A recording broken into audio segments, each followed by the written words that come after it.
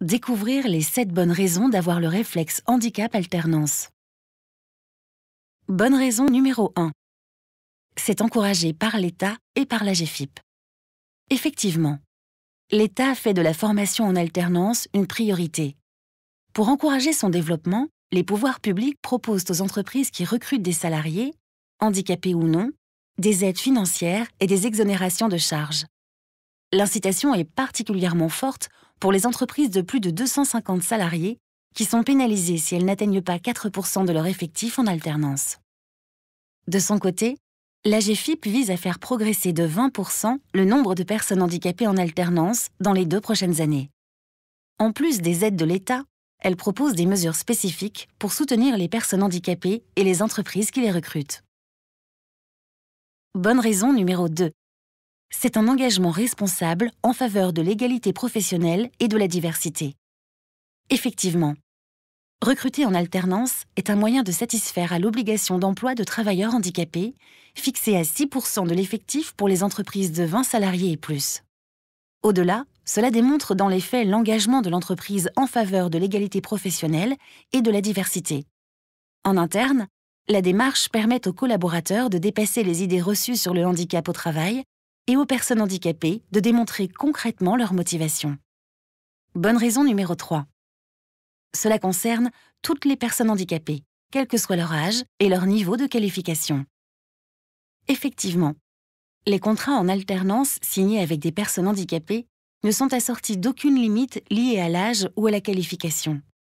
Si le contrat d'apprentissage s'inscrit traditionnellement dans la formation initiale des jeunes, le contrat de professionnalisation concerne des publics plus âgés. Actuellement, 81% des personnes handicapées en contrat de professionnalisation ont plus de 26 ans. Du conducteur de bus à l'ingénieur, l'alternance prépare à tous les types de métiers. Bonne raison numéro 4. C'est un recrutement qui bénéficie d'un accompagnement sur mesure.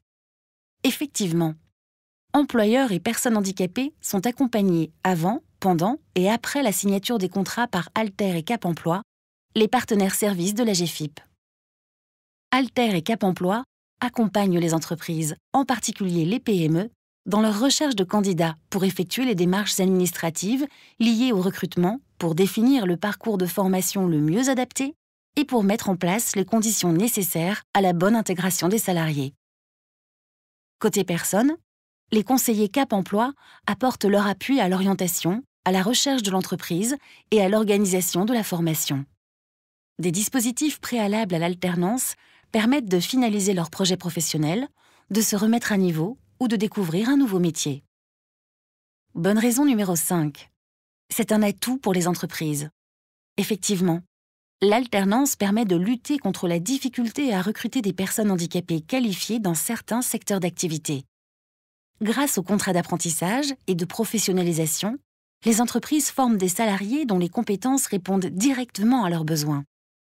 Les collaborateurs handicapés, souvent motivés, sont portés par une réelle volonté de s'insérer et ont le souhait de rester dans l'entreprise qui les a formés. Leur présence a des effets positifs sur le collectif de travail. Tuteurs et maîtres d'apprentissage sont valorisés, la solidarité se développe dans l'équipe et le regard porté sur le handicap change. Bonne raison numéro 6. C'est une voie privilégiée d'accès à l'emploi pour les personnes handicapées. Effectivement, s'orienter vers l'alternance, c'est opter pour la qualification, un choix payant, car une personne handicapée en contrat d'alternance a une chance sur 2 d'être en emploi à l'issue du contrat. La grande force de l'alternance est de permettre d'apprendre un métier en situation concrète.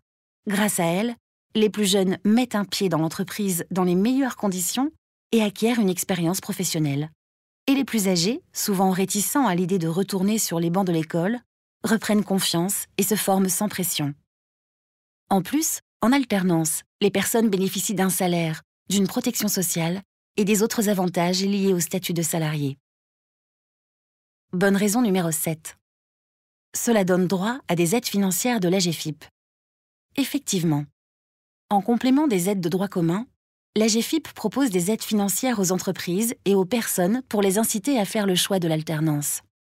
Ces aides vont jusqu'à 9 000 € pour l'entreprise et 6 000 € pour la personne à la signature du contrat. S'y ajoutent des financements complémentaires à l'entreprise en cas de pérennisation du contrat à l'issue de la période en alternance.